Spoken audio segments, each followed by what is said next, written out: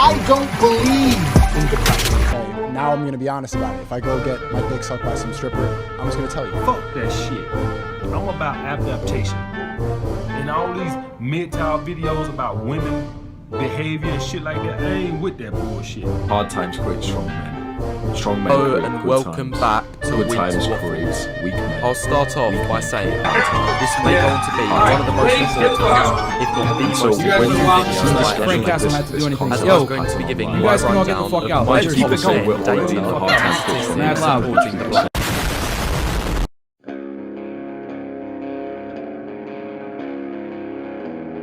So, you've decided to take a break from watching Fortnite trickshot compilations and playing virginity-inducing computer games like League of Legends. Congratulations, you're one step closer to discovering the Manosphere. All that's left to do is go outside and touch grass for 15 seconds, then make deep eye contact with yourself in the mirror like you're about to do the Bloody Mary challenge. This should be enough to make you realize how incompetent you are at life.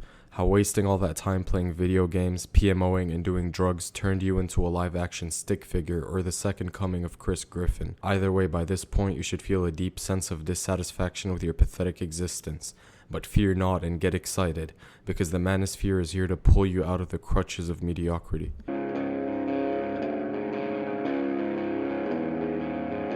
The Manosphere is a collection of ideas formed in opposition to the rapid growth of the feminist movement. However, these ideas are very loosely associated and there are big discrepancies between the different manospheric bubbles and belief systems. But in its broad nature, it covers issues pertaining to masculinity, incels, the feminization of society, and how to get bitches. So who's the enemy? It's fair to say that if we compare the Manosphere to the Marvel Cinematic Universe, then Thanos would look something like this. Before we dive into the major Manosphere ideologies and weigh out how they differ, we must first take a look back at its history and what prompted its creation in the first place.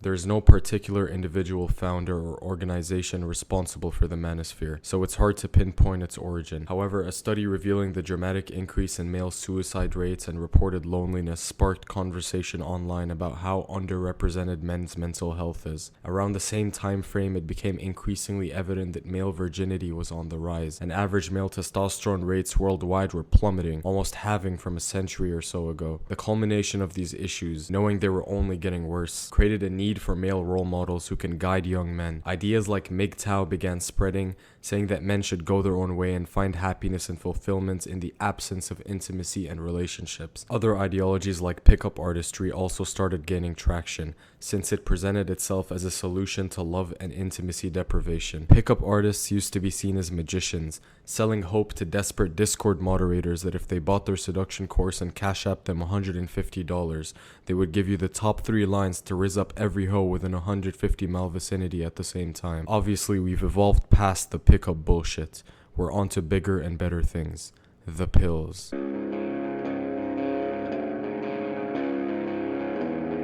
The Manosphere has a lot of ideas, but they can generally be summarized into 3 main sections: the blue pill, the red pill, and the black pill.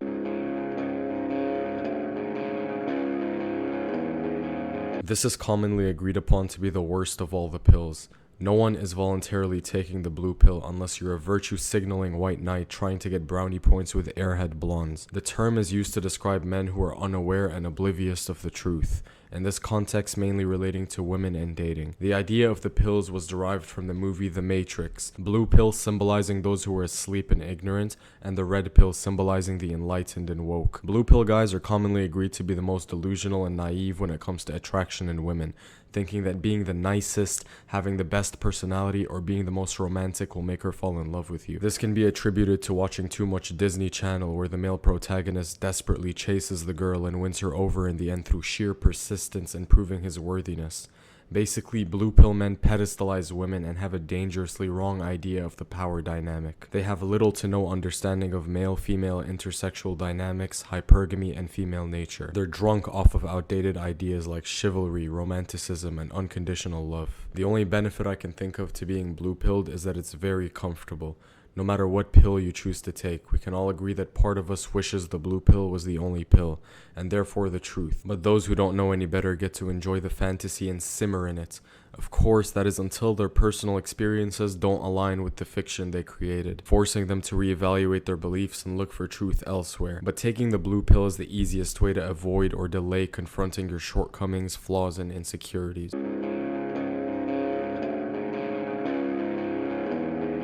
This is the pill I personally have the strongest attachment to. It's the pill that myself and many others grew up with in their early teenage years. The red pill is pretty difficult to summarize, but simply put, it's the realization that men have been relentlessly stripped of their inherent masculine nature, compromising our confidence, mental health, physical strength, and overall attractiveness. The red pill vehemently opposes and rejects blue pill ideas like showing her how much you care, showering her with gifts, pedestalizing her, etc. The red pill view on women is arguably the most objective, claiming that women are hypergamous in nature, meaning they prefer to date men of higher socioeconomic caliber. This is evidenced by the majority of women simping for celebrities, athletes, and famous attractive men. Being a nice guy who lacks status, confidence, wealth, a great physique, and a masculine frame is exactly who the red pill doesn't want you to be. The idea that men are not loved unconditionally, but rather for their overall value and what they can provide, birthed what we now call holistic self-improvement. The modern red pill proposes a solution to men who struggle to attract women and form relationships. Improve all aspects of your life by being successful, gym maxing, and obtaining higher status, and your dating pool is guaranteed to grow. The red pill also indirectly led to men opting out of marriages in the West, choosing polygamy and casual sex over monogamous relationships, and stopping beta male simpy behavior. The term alpha male cannot exist without the red pill, for the stereotypical alpha male is the ideal man in this ideology. However, there is also another perspective of the red pill pioneered by figures like AMS and other dating coaches. Game, or what Kai Cenat fans like to call Riz. The concept of game is very simple.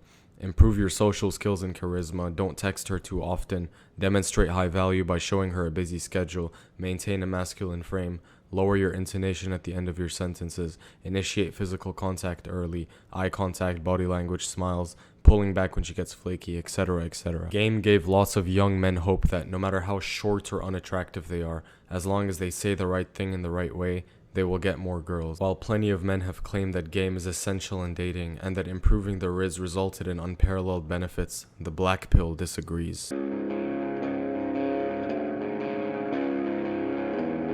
The black pill, which I like to call the enlightened intellectual pill, is probably the pill that best understands both the blue pill and the red pill perspective, and attempts to postulate a theory that trumps both.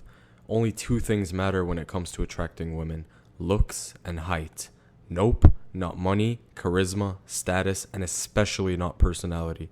As a matter of fact, the black pill says looks equals personality, and confidence equals height. Yes, this belief is centered around genetic determinism, the idea that your genetics determine the quality and quantity of women you will attract. And since we can't change our genetics for the most part, you can see how defeatist and nihilistic the black pill comes off.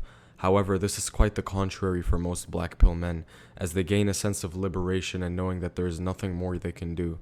You see, some of these men were once red-pilled and did all the right things like improving their body, mewing, making money, and working on game, but to little avail. They saw no improvement and still felt as lonely as when they started. Why? They had everything on lock, right? Yes, except the two things they can't control, either their height or their looks. So the natural conclusion is that this is their only limiting factor, but sadly the only one that matters. The black pill claims that women decide if they want to sleep with you in the first 2 seconds of looking, and criticizes the red pill for selling men hope of increasing attraction through game and confidence. A man is only confident if he meets her look standards, otherwise he's arrogant and obnoxious. A shy man is only cute if he's good looking, otherwise he's weird and socially awkward. Basically, your personality and game are inseparable from your looks, as explained by the halo effect. Evidence shows that beauty is not subjective as conventional wisdom would like us to believe, but rather very objective. Asymmetrical faces, lower eyelid exposure, and non-visible cheekbones are universally considered less attractive. In the black pill, there are 3 categories of men in the 1 to 10 look scale. Sub-5s, who are considered ugly and repulsive by most women. Normies, who are average-looking men who may be attractive to some girls, but not highly attractive ones. And finally, Chadlites, the top 10% of men with insane facial features, hair, hunter eyes, above 6 feet tall, and have a solid frame. Basically your Brad Pitts, Bradley Coopers, and me. Chads hog up all the girls, 80% in fact, and the rest are simply scraps to be fed to the remaining 90% of men. It's really a tragic way of viewing the dating market, but it's backed by data. Tinder experiments show that men in the Chad-like category get the overwhelming majority of likes from women, while the rest have an unfair share. You see, the black pill gives the other pills some credit. Chads are allowed to be blue pilled since they've never had a wake-up call and can get women purely based on looks. Normies can be red pill since they can increase their sexual market value and reach their full potential by looks maxing, gym maxing, status maxing, etc. However, sub-5s have no choice but to be black-pilled, since even self-improvement can't save them. These are your 5'4" balding janitors. The black pill does offer some solutions, albeit a lot more extreme than the red pill. It suggests that sub-5s should look into surgery to fix facial deformities and increase height, and if they're white, consider moving to Southeast Asia where there's a high demand for Caucasian men.